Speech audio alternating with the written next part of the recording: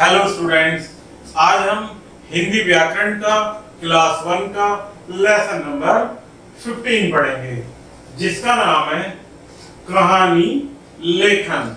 It means story writing. तो आइए प्यारे बच्चों, शुरू करते हैं। कहानी सुनना और पढ़ना सभी को अच्छा लगता है। थोड़ा सा अभ्यास कर आप भी कहानी लिख सकते हैं। अर्थात कहानी लिखना और पढ़ना प्यारे बच्चों हम सभी को पसंद होता है, और थोड़ा सा अभ्यास करके हम भी कहानी लिख सकते हैं। कहानी लिखते समय निम्नलिखित बातों का ध्यान रखना चाहिए। इसमें प्यारे बच्चों कुछ पॉइंट्स हैं जो कहानी लिखते हुए हमें याद रखने चाहिए। आइए प्यारे बच्चों उन्हें पढ़ते हैं। कहानी में घटनाएं क्रमानुसार होनी चाहिए, अर्थात एक के बाद एक घटना क्रमानुसार लिखनी चाहिए। नेक्स्ट, कहानी रोचक होनी चाहिए ताकि पढ़ने वाले को उसमें इंटरेस्ट आए। नेक्स्ट, कहानी की भाषा सरल व स्पष्ट होनी चाहिए ताकि कहानी को पढ़ने में हमें आसानी रहे। नेक्स्ट, कहानी से मिलने वाली शिक्षा का उल्लेख अवश्य करना चाहिए, अर्थात कहानी से जो हमें शिक्षा मिलती है लास्ट में उसको जरूर लिखना चाहिए। नीचे दी गई कहानियों को पढ़िए, समझिए और स्वयं कहानी लिखने का अभ्यास कीजिए। तो प्यारे बच्चों, नीचे कुछ कहानियां दी गई हैं जिनको हम पढ़कर स्वयं कहानी लिखने का भी प्रयास करेंगे। तो आइए प्यारे बच्चों कहानी पढ़ते हैं। ये कहानी है एक चालाक खरगोश की। किसी जंगल में एक शेर रहता था। वह अपने एक दिन के भोजन के लिए जंगल के बहुत सारे पशुओं को मार डालता था। इससे सभी जानवर सहमे हुए अर्थात डरे हुए रहते थे। एक दिन सभी जानवरों ने मिलकर एक सभा करने का निर्णय लिया, अर्थात एक सभा करने के लिए सभी ने निर्णय लिया।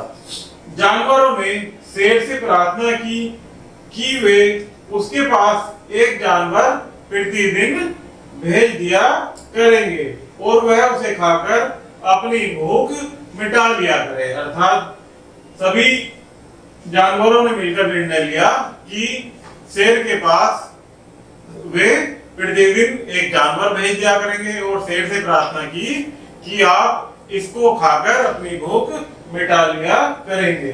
शेर ने उनकी बात मान ली। अब प्रतिदिन एक जानवर बारी बारी से शेर के पास जाने लगा। एक दिन एक खरगोश की बारी आई। वह जानबूझकर शेर के पास देर से पहुंचा।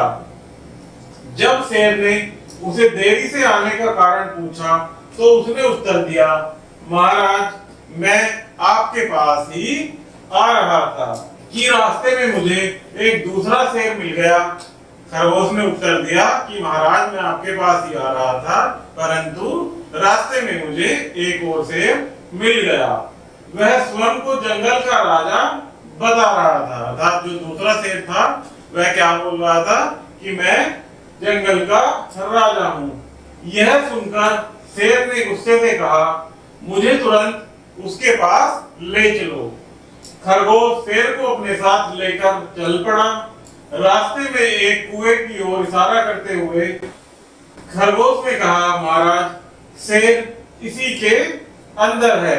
अर्थात खरगोश ने शेर से कहा कि महाराज, वो दूसरा शेर इसी कुएं के अंदर है।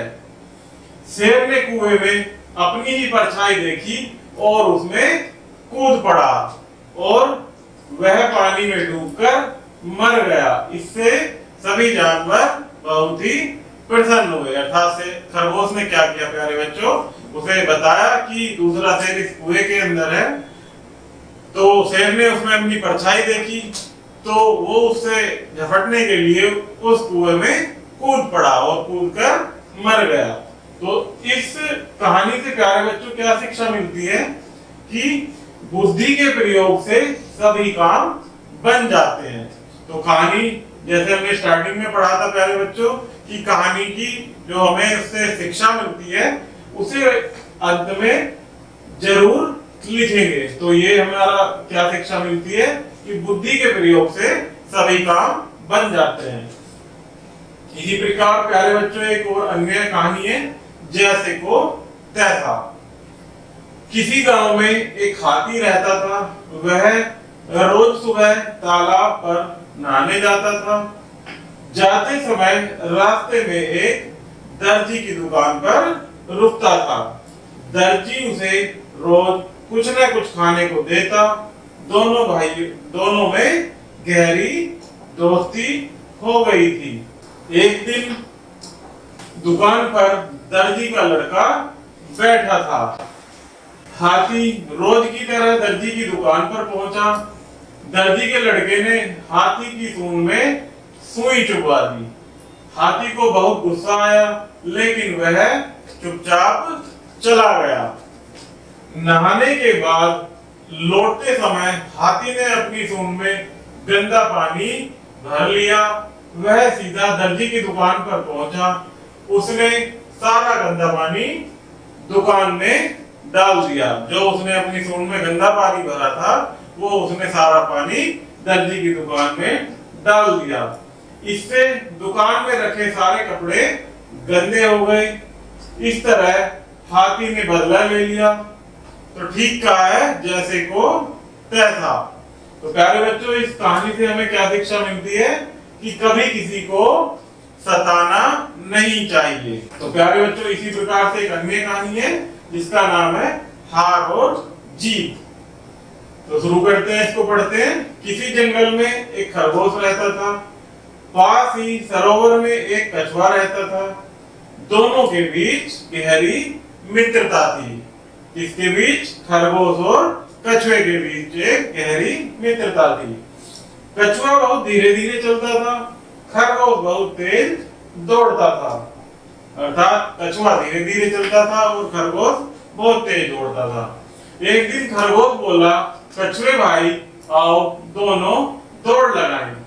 देखते हैं बरगद के पेड़ तक पहले कौन पहुंचता है। अर्थात आओ प्यारे भाई दोनों दौड़ लगाते हैं और कौन पहले बरगद के पेड़ के पास पहुंचता है। कछुआ भी मान गया।